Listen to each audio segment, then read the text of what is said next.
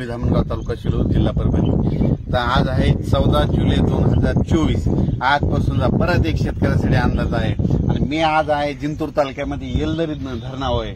आणि तुम्हाला एक सांगू इच्छितो, ह्या येलदरी धरणामध्ये उन्हाळ्यामध्ये 26% पाणी होतं आणि काल परवाचा जे पाऊस पडला होता त्याच्यामध्ये 4% वाढलं, म्हणजे जवळपास 30-31% वाढलंय। म्हणजे याला आवक यायला सुरुवात झाली।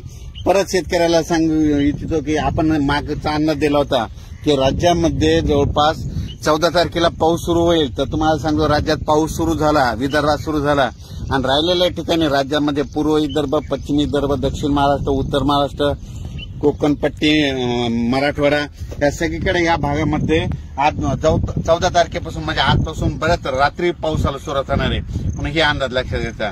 परत एक सर्वांना सांगू इच्छितो, कोकणात देखील मुसळधार पाऊस पडणार आहे म्हणून कोकण पट्टीच्या लोकांना देखील काळजी घ्यायची गरज आहे। त्याच्यानंतर सगळ्यात महत्वाचं म्हणजे मुंबईला ह्यामध्ये ह्या 4-5 दिवसात म्हणजे 14 ते 8च्या दरम्यान अतिवृष्टी होणार आहे, मुसळधार पाऊस पडणार आहे म्हणून मुंबईच्या सर्व जनतेने काळजी घेण्याचं हे करावं। पुलाच्या फरशीव पाणी आल्यास पुढे जाऊ नका आणि ही सगळ्यांना विनंती आहे। त्याच्यानंतर सर्वांना शेतकऱ्याला सांगू इच्छितो, राज्यामध्ये 14, 15, 16, 17, 18 पर्यंत पूर्व विदर्भ, पश्चिम विदर्भ, दक्षिण महाराष्ट्र, उत्तर महाराष्ट्र, कोकणपट्टी, खानदेश, मराठवाडा सगळ्या भागामध्ये दररोज 2-2 दिवस मुक्काम घेत पाऊस पडणार आहे म्हणून हा अंदाज लक्षात घ्यायचा। परत पुन्हा आणखीन एक सांगू इच्छितो, त्याच्यानंतर 21 तारखेपासून 21 जुलै ते 26 जुलैच्या दरम्यान परत एक चांगला पाऊस येणार आहे म्हणून हे अंदाज लक्षात घ्यायचा।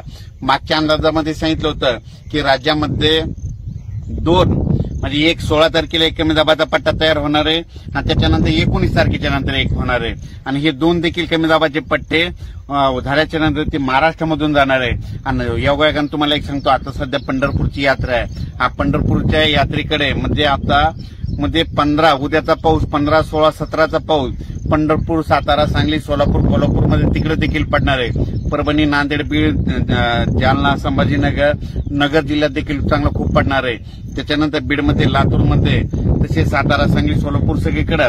त्याच्यानंतर पूर्व विदर्भ, पश्चिम विदर्भ म्हणजे पूर्व विदर्भाचे 6 जिल्हे, पश्चिम विदर्भाचे 5 जिल्हे म्हणजे ह्या 11 जिल्ह्यात देखील म्हणजे ह्या 4-5 दिवसाचा पाऊस चांगला पडणार आहे म्हणून हे सर्वांनी लक्षात घ्यायचं। राज्यात एकंदरीत परिस्थिती बघायची झाली तर राज्यामध्ये 14 तारखे म्हणजे आजपासून ते 26 तारखेपर्यंत दररोज वेगवेगळ्या भागात चांगला पाऊस पडणार आहे आणि शेतकऱ्याच्या पिकाला जीवदान भेटणार आहे म्हणून हा अंदाज लक्षात घ्यायचा। अचानक वातावरणात बदल झाला तर लगेच एक मेसेज दिला जाईल, पण या पावसामध्ये म्हणजे आज 14 जुलै ते 26 जुलैच्या पावसामध्ये जे छोटे छोटे तळे असतील ते भरून जातील, पण मोठे मोठे असे जे धरण असं त्याच्यात 2-3% मात्र पाण्याची आवक येणार आहे म्हणून हा अंदाज लक्षात घ्यायचा। परत सर्व शेतकऱ्याला सांगू इच्छितो की काय होईल, पाऊस पडल्याच्या नंतर वड्या नाल्याला पाणी येईल, पुलावर पाणी येईल आणि आपले शेतकरी काय करतात की ते पूल ओलांडून जातात। माझी विनंती आहे की पुलाच्या फरशीवर पाणी आल्यास पुढे जाऊ नका म्हणून ही सर्वांना कळकळीची विनंती। अचानक वातावरणात बदल झाला लगेच एक मेसेज दिला जाईल। धन्यवाद।